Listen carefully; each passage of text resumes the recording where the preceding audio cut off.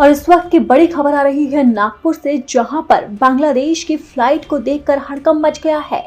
इस वक्त की बड़ी खबर हम आपको बता रहे हैं, जहां पर ढाका से आए विमान की इमरजेंसी लैंडिंग हुई है और उस विमान को देखकर एयरपोर्ट पर हड़कंप मच गया।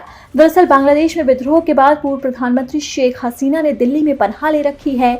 वहीं इसी बीच बांग्लादेश सरकार में वापस शेख हसीना को भेजने की मांग की जा रही है और लंबे समय से इस कवायद के बीच में लगातार बांग्लादेश के साथ भारत की तकरार जारी है। इस बीच नागपुर एयरपोर्ट पर कुछ ऐसा हुआ जिससे सुरक्षा एजेंसियों में हड़कंप मच गया। जैसे ही ढाका से विमान नागपुर पहुंचा, सुरक्षा अधिकारी उसे देखते ही रह गए और सभी हैरान रह गए।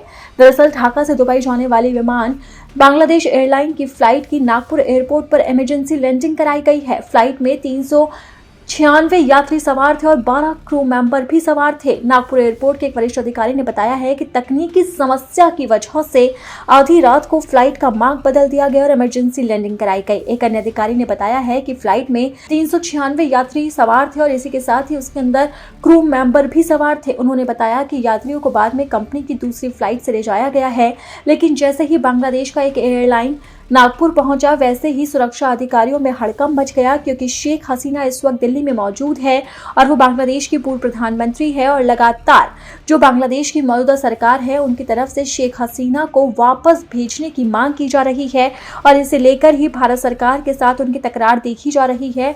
और पिछले कुछ दिनों पहले तो बांग्लादेश के सीमा को लेकर भी विवाद शुरू हुआ था, जहां पर सुरक्षा कर्मियों का बयान भी सामने आया था और लगातार शेख हसीना का ये मुद्दा है, संसद से सड़क तक इस मुद्दे पर हंगामा बरपा था, लेकिन भारत सरकार ने बांग्लादेश को दो टूक जवाब दे दिया था। इसी बीच अब बांग्लादेश से एक एयरलाइन की नागपुर एयरपोर्ट पर इमरजेंसी लैंडिंग कराई गई है, जिससे सुरक्षा अधिकारियों के बीच में हड़कंप मच गया है।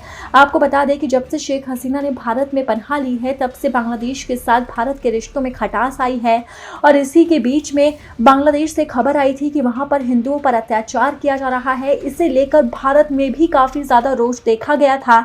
भारत सरकार ने बांग्लादेश को दो टूक जवाब भी दिया था और उन्होंने कहा था कि हिंदुओं की सुरक्षा करे और ना कि उन पर अत्याचार करे। इसी बयान के बीच में लगातार बांग्लादेश की तरफ से शेख हसीना के प्रत्यर्पण की मांग की जा रही है।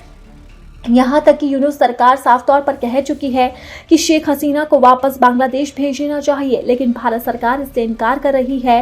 फिलहाल ये मामला विचाराधीन है, लेकिन इस बीच ढाका से दुबई जाने वाला जो विमान है उसकी नागपुर पर इमरजेंसी लैंडिंग कराई गई है। इस विमान के अंदर 396 यात्री सवार थे।